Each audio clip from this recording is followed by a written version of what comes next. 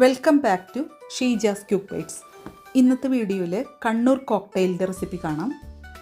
പേരിൽ കോക്ടെയിൽ എന്നാണെങ്കിലും ആൽക്കഹോളൊന്നും ചേരാത്ത നല്ലൊരു റിഫ്രഷിംഗ് ആയിട്ടുള്ള ഡ്രിങ്കാണ് കണ്ണൂർ കോക്ടെയിൽ. ഉണ്ടാക്കാനും വളരെ സിമ്പിളാണ്. ആദ്യം നമുക്ക് ഇൻഗ്രീഡിയൻസ് എന്തൊക്കെയാണെന്ന് നോക്കാം.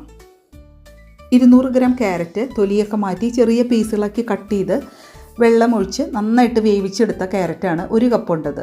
1/2 കപ്പ് നന്നായി പഴുത്ത പപ്പായ, നല്ല കളറുള്ള പപ്പായ എടുക്കുകയാണെങ്കിൽ ഈ ഡ്രിങ്കിന് നല്ലൊരു കളറുണ്ടാവും. പിന്നെ വേണ്ടത് 1/4 കപ്പ് കോൺഫ്ലേക്സ്, കുറച്ച് കാഷ്യൂനട്ടും കിസ്മിസും. ഇതൊക്കെയാണ് പ്രധാന ഇൻഗ്രീഡിയൻസ്. പിന്നെ കുറച്ച് തണുത്ത പാലും വേണം അരച്ചെടുക്കാനായിട്ട്.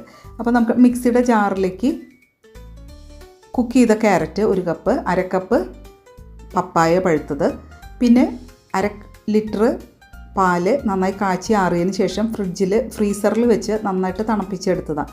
കുറച്ച് പാല് ഐസായിട്ടിരിക്കുന്നത്, ബാക്കി പാല് നല്ല തണുത്ത പാലായിട്ട് ഇരിക്കുന്നുണ്ട്. അതും കൂടെ ഇതിലേക്ക് ഒഴിച്ചു കൊടുക്കാം. അരയ്ക്കാനായിട്ട് ടോട്ടലായിട്ട് യൂസ് ചെയ്തത് 1/2 ലിറ്റർ പാലാണ്.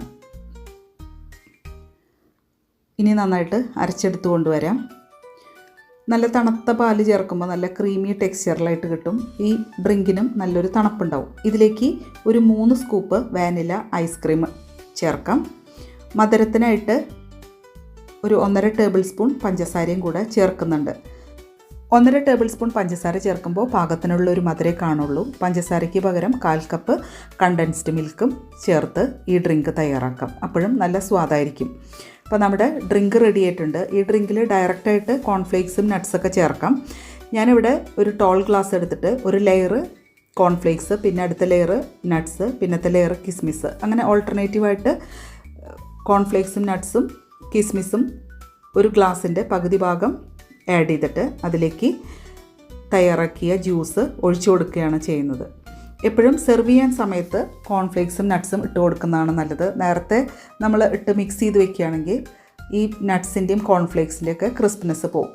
ഇതുപോലെ നമ്മൾ ഫ്രഷായിട്ട് തയ്യാറാക്കി എടുക്കുമ്പോൾ കുടിക്കുമ്പോൾ ഈ കോൺഫ്ലേക്സും നട്ട്സൊക്കെ നല്ല ക്രിസ്പി ആയിട്ട് നമുക്കൊന്ന് ബൈറ്റ് ചെയ്യാൻ കിട്ടുമ്പോൾ നല്ലൊരു ടേസ്റ്റ് ഉണ്ടാവും.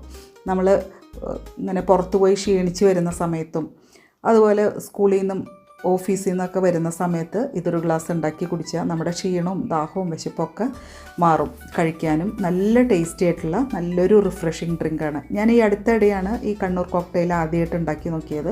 അപ്പോൾ എനിക്ക് നല്ലൊരു റിഫ്രഷിങ് ഡ്രിങ്കായിട്ട് തോന്നി. അതുകൊണ്ടാണ് ഞാൻ ഈ വീഡിയോ പോസ്റ്റ് ചെയ്യാമെന്ന് വെച്ചത്. നിങ്ങൾക്ക് വീഡിയോ ഇഷ്ടമായ ഒന്ന് ലൈക്ക് ചെയ്യുക. അതുപോലെ ഉണ്ടാക്കി നോക്കിയിട്ട് നിങ്ങളുടെ ഫീഡ്ബാക്ക് പറയാനും മറക്കരുത്. നല്ല റെസിപ്പീസുമായി വീണ്ടും കാണാം. താങ്ക്